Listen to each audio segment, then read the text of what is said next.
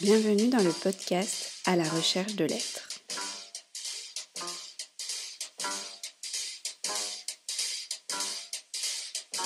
À la recherche de l'être est un podcast qui présente l'œuvre musicale d'Olivier Fillet, dont la problématique est comment concilier l'amour de l'existence avec l'ensemble des éléments tragiques de celle-ci.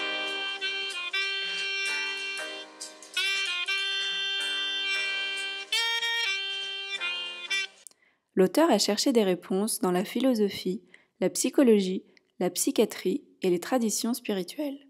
Chaque saison correspond à un CD, chaque épisode présente et explique une chanson.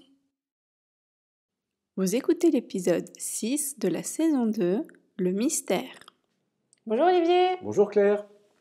Je suis ravie d'enregistrer avec toi ce 6e épisode d'À la recherche de l'être, ici en Bretagne, qui s'appelle donc Le mystère. Et moi aussi. Et j'en profite pour saluer les très nombreux auditeurs. Alors je te propose qu'on écoute ta chanson. Allons-y. Dans les vertus, on trouve un bien curieux mystère. Il est bien évident qu'aux morsures de l'hiver, qui de nous, en vérité, ne va pas préférer les caresses de l'été et ses douceurs dorées?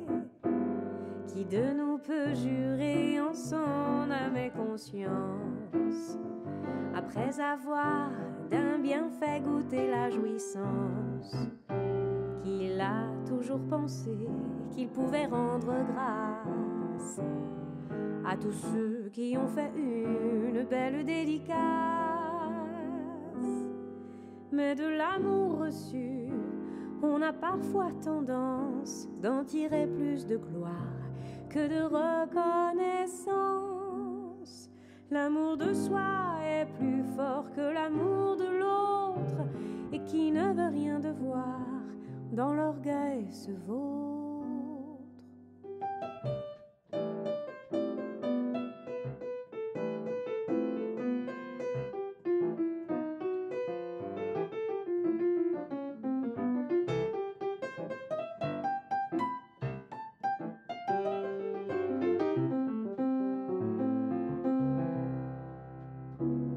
Oh gratitude, tu es plaisir véritable, qui répond et prolonge le don charitable. Tu es joie en retour et qui prend la relève. Tu es don en retour et rien ne nous enlève. Tu vois l'autre comme la cause de ta félicité. Sais-tu que tu es le secret de l'amitié, par le savoir joyeux de ce qui a été? Reconnaissance, jouissance d'éternité.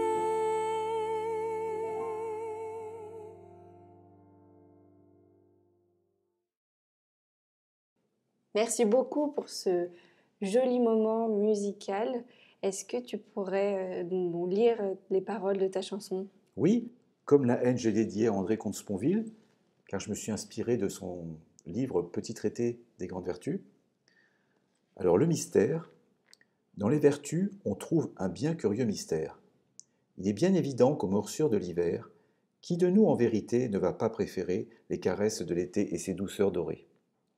Qui de nous peut jurer en son âme et conscience, après avoir d'un bienfait goûté la jouissance, qu'il a toujours pensé qu'il pouvait rendre grâce à tous ceux qui ont fait une belle dédicace? Mais de l'amour reçu, on a parfois tendance d'en tirer plus de gloire que de reconnaissance. L'amour de soi est plus fort que l'amour de l'autre.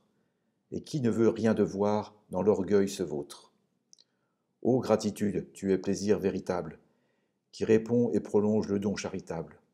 Tu es joie en retour et qui prend la relève. Tu es don en retour qui rien ne nous enlève. Tu vois l'autre comme la cause de ta félicité. Sais-tu que tu es le secret de l'amitié? Par le savoir joyeux de ce qui a été, reconnaissance, jouissance d'éternité. Alors, est-ce que tu peux nous expliquer Oui, je vais tenter. Donc, encore une fois, je m'inspire d'André Comte-Sponville, hein.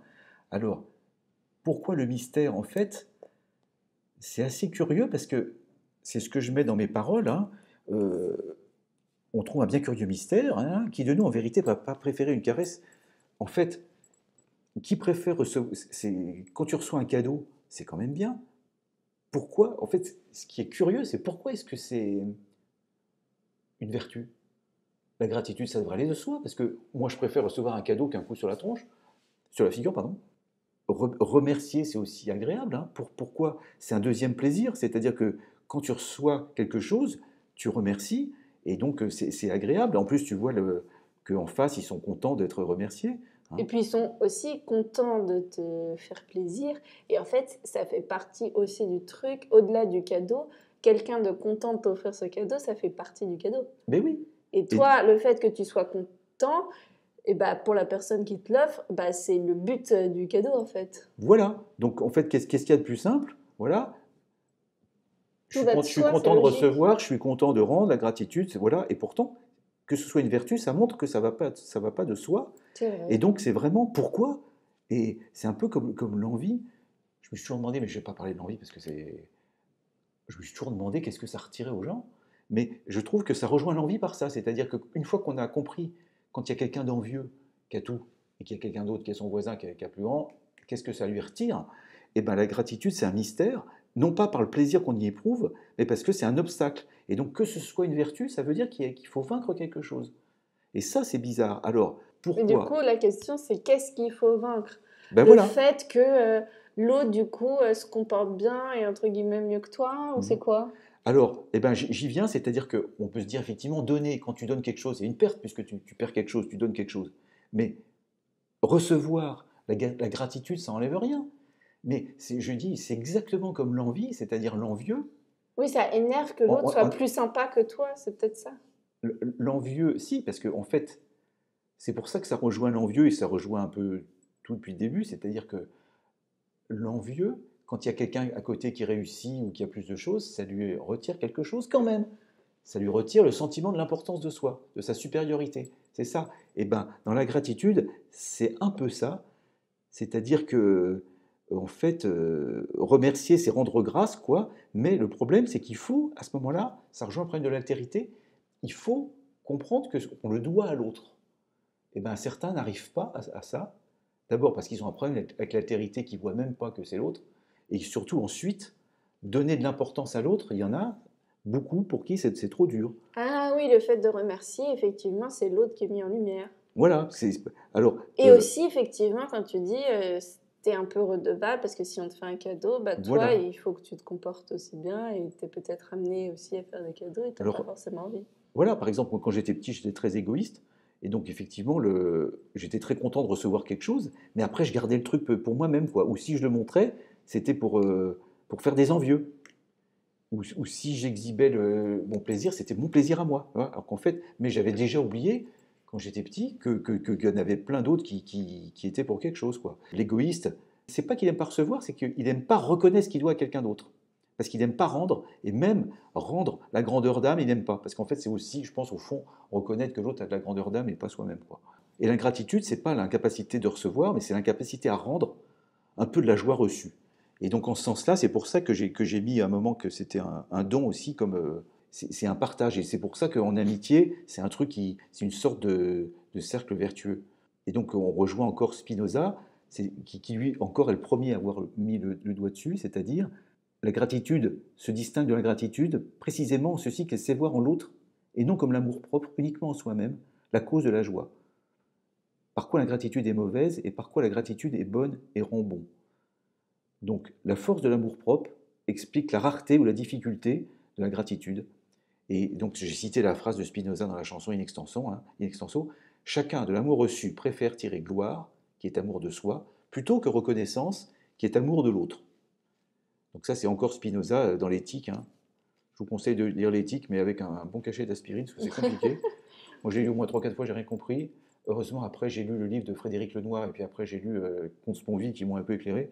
Mais l'éthique toute seule, c'est juste pour moi en tout cas, qui ne suis pas philosophe de formation, c'est incompréhensible. La Rochefoucauld, qui était plus simple, l'a dit autrement, l'orgueil ne veut pas devoir et l'amour-propre ne veut pas payer. Parce que, en fait, c'est vrai que dans la gratitude, il faut un petit peu d'humilité. Et l'humilité, c'est difficile. C'est pas, tout le monde n'est pas humble, quoi. Alors, là où c'est bien, la gratitude, c'est que sur toute une vie, ça a une autre implication, c'est que la gratitude, elle se réjouit de ce qui a eu lieu ou de ce qui est. Ça permet, à mon sens, de beaucoup mieux profiter de la vie. C'est vraiment l'inverse du regret et de la nostalgie. La nostalgie, c'est la souffrance d'un passé que c'est pas exactement comme tu voulais ou que c'était bien puis que ça allait plus.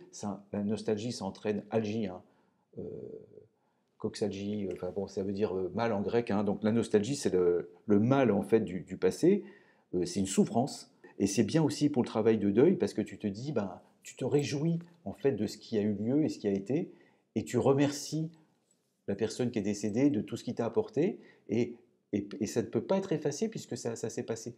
Rien ne peut l'effacer. Et moi, les deuils, je les gère comme ça. Avec la gratitude, c'est pour moi une arme. La gratitude de tout ce que tu as eu pendant ce moment avec voilà, cette personne. de tout ce que la personne décédée m'a apporté, c'est un truc que personne ne peut m'enlever, et donc je rends grâce de ça, et personne ne peut le retirer. Donc c'est le principe de Proust, hein, du temps retrouvé. Hein. C'est-à-dire, le sage, il se réjouit de vivre, parce qu'il rend grâce au présent, et il se réjouit d'avoir vécu aussi, il rend grâce au passé.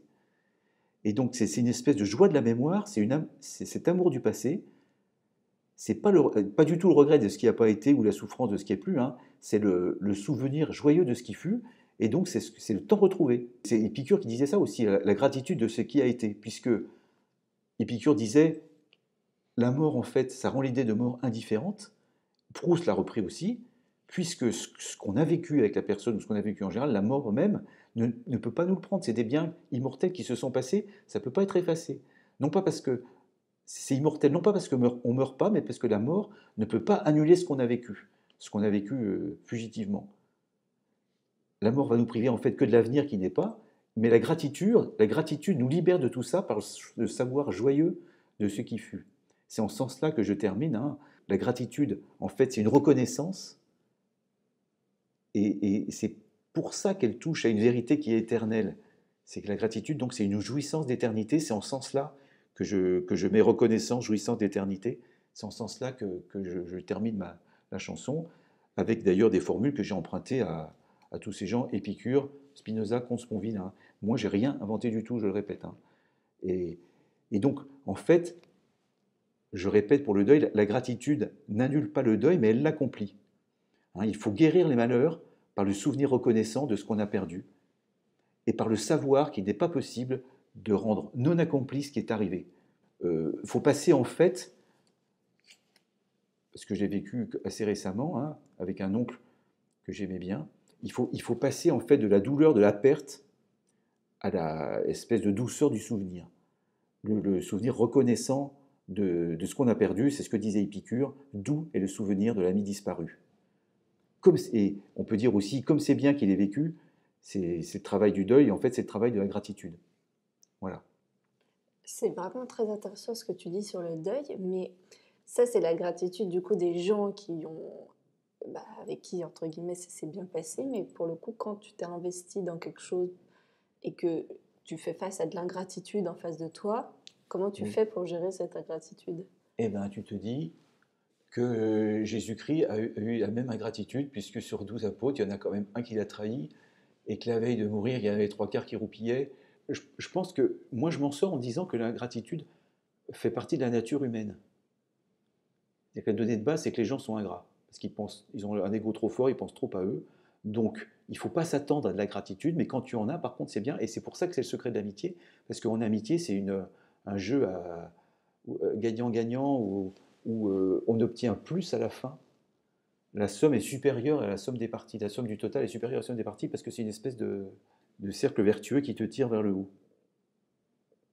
D'accord. Voilà. Mais de la même façon, certains philosophes, dont je crois que c'est Kant qui disait ça, en fait, parfois, l'homme est tellement tordu qu'il peut être ingrat envers son bienfaiteur. Comme disait Amélie Nothomb, un bienfait ne reste jamais impuni dans son livre Soif qui parle justement de Jésus-Christ. Et Kant disait, oui, c'est un vice à la vérité extrêmement détestable au jugement de chacun. Quoique l'homme, je cite ait si mauvaise réputation sous ce rapport qu'on ne tient pas pour invraisemblable qu'il soit possible de se faire un ennemi par des bienfaits marqués. Moi, ça m'est déjà arrivé quand même. Et donc, c'est vrai, Consponville dit grandeur de la gratitude, petitesse de l'homme. Moi, ça m'est arrivé quand même souvent de rendre d'énormes services et que les gens m'en veulent. Tout simplement parce que je pense que c'est pire que, en fait, c'est Peut-être qu'il se disait que tu fais ça pour passer pour le mec sympa et que c'était pas vraiment sympa. Ah bah après ou oui, peut-être que du coup, il se monte la tête. Oui, moi je pense qu'après, ils rationalisent, mais c'est à la fois, il y a un problème d'altérité, comme j'ai décrit, qu'ils ont du mal à reconnaître que c'est l'autre qui a fait bien, mais je pense que qu'ils arrivent à voir que c'est l'autre, c'est le stade après, mais c'est des envieux. C'est-à-dire que ils arrivent à comprendre que c'est dû à l'autre, mais du coup, ils envient cet autre-là. Et donc, la seule façon de régler ce problème, puisqu'ils ne peuvent pas accepter leur infériorité ou leur méchanceté, c'est de salir l'autre. Simplement, par exemple, dans le travail, je fournis une prestation et il y a des gens qui ne payent pas. Et bien, il y a des gens qui vont dire que la prestation a été mal faite, alors que ce n'est pas vrai, uniquement pour se mentir eux-mêmes et éviter de payer. C'est la même chose, c'est une espèce de rationnel. Mais ils y croient ? Oui, je pense. Je pense qu'au bout d'un compte, ils finissent par y croire. Ils se mentent à eux-mêmes. C'est très, très profond qu'on fait comme si. C'est comme certains narcissiques, ils savent, mais vraiment, il faut aller vraiment dans le fond, qu'ils ne sont pas à la hauteur, etc. Mais en fait, tout ça, c'est un théâtre. Donc en fait, ils restent dans le théâtre et ils ne se posent pas trop de questions. Mais il faut vraiment aller, par exemple, quand ils sont au-devant d'une certaine réalité qui peut arriver, là, effectivement, ils prennent conscience que tout ça, c'était qu'un théâtre. Mais sinon, ils le mettent bien profond pour continuer de vivre. Et du coup, tu nous encourages à essayer de faire attention aux bienfaits qu'on nous fait au quotidien pour pouvoir justement avoir de la gratitude aux autres. Oui, parce que parfois, on a de la gratitude subie parce que juste, c'est fatigant de... Moi, je donne aucun conseil. Simplement, je dis ce qui m'est arrivé à moi et en quel sens ça m'a fait du bien. Après, les gens, ils font ce qu'ils veulent. Parce que moi, je sais que pour ces histoires d'ego, il y a plein de gens qui disent non, c'est complètement faux. Parce qu'en fait, tout le système, toute la société, elle est faite pour l'inverse. Mais ce que j'essaie de leur dire, c'est que moins tu as d'ego, moins tu souffres. C'est ça le truc. Et que bon, la souffrance, quand même, dans l'existence, enfin, moi, je vais avoir 64 ans, bon, elle est quand même présente. Et donc, il faut absolument trouver un système pour ne pas tout prendre dans la figure tout le temps. Parce que sinon, c'est vraiment raide. Donc, moi, c'est juste mon chemin de vie que j'ai voulu traduire donc, en chanson pour que ça reste un peu et que ça donne envie aux gens de creuser un peu plus loin. C'est vrai que la chanson, en fait, était assez incompréhensible. Il y a beau y avoir un petit texte à côté de la chanson, il est moins incompréhensible, mais il faut faire un petit effort de lire. Alors que là, je trouve que le podcast, c'est intéressant parce que moi, j'écoute que des podcasts en allant au boulot, j'ai 1 heure de trajet en voiture, 1 heure aller, 1 heure retour, j'apprends plein de trucs avec des podcasts. Et c'était un peu ce que je voulais faire, et grâce à toi, c'est ça. C'est-à-dire que pour cette gratitude, c'est quand même une joie, c'est un amour, et c'est par quoi elle touche à la charité. Alors, je ne vais pas développer la charité, l'amour de charité, parce que c'est encore un peu long, et je crois que j'ai fait d'autres chansons là-dessus, mais je répète que c'est le secret de l'amitié, et comme disait Épicure, je cite Épicure in extenso, l'amitié mène sa danse autour du monde, nous enjoignons à tous de nous réveiller pour rendre grâce. Et Consponville dit « Merci d'exister », se disent-ils l'un à l'autre et au monde et à l'univers. Cette gratitude-là est bien une vertu, puisque c'est le bonheur d'aimer et le seul. Voilà, donc c'est quand même... c'est chouette. Ouais, merci. Mais est-ce que tu peux juste nous expliquer quand même la définition de la charité ? L'amour de charité, en fait, c'est 3 facettes de l'amour. Eros, agapé. Agapé, c'est charité, parce qu'on n'arrive pas à le traduire. Eros, philia et agapé. Eros, alors je vais très vite, parce que ça donnerait lieu, mais je crois que j'en ai fait une chanson encore. Eros, c'est l'amour manque, je te veux, te quiero en espagnol. C'est l'amour physique qui souffre du manque. Philia, c'est plutôt l'amour des amis, enfin l'amour plus simple, des amis, tout simplement. Et puis la charité, c'est l'amour essentiel de tout l'être humain. j'ai fait, c'est le prochain, en fait, c'est aimer son prochain comme soi-même, comme disait Simone Veil, la philosophe, pas la femme politique, c'est d'abord aimer soi-même comme son prochain. C'est-à-dire que ce que voulait dire Jésus, c'est que tant que tu es un tout petit peu narcissique et tu ne peux pas aimer ton prochain comme toi-même, parce que toi, tu te considères au-dessus, etc. Donc aimer son prochain comme soi-même implique de s'aimer soi-même comme son prochain avant. C'est-à-dire ne pas se considérer comme extraordinaire, etc. Et là, effectivement, tu peux atteindre c'est une des 3 vertus théologales, hein, la foi, l'espérance et la charité, c'est-à-dire, c'est encore une fois, j'en ai fait, je crois, une chanson, je ne sais même plus si on en a traité ou pas, mais saint Augustin disait, la foi passera, l'espérance passera, seule la charité restera. Ça veut dire quoi? Donc, moi, j'ai eu ça quand j'étais petit, à la messe, je n'ai jamais rien compris.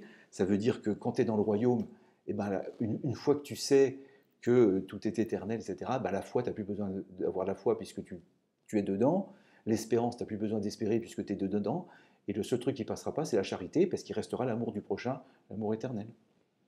Ah. C'est l'amour de tout, en fait. Voilà, pour faire ça brièvement. Hein. Bah, merci beaucoup. Je trouve que c'est des très belles paroles pour conclure cet épisode. Merci, Père. Merci beaucoup d'avoir écouté cet épisode. Nous espérons sincèrement qu'il vous a plu. Si c'est le cas, n'hésitez pas à aller nous suivre sur notre compte Instagram à la recherche de lettres et à nous mettre des petites étoiles sur les différentes plateformes d'écoute. À bientôt dans À la recherche de lettres pour un nouvel épisode.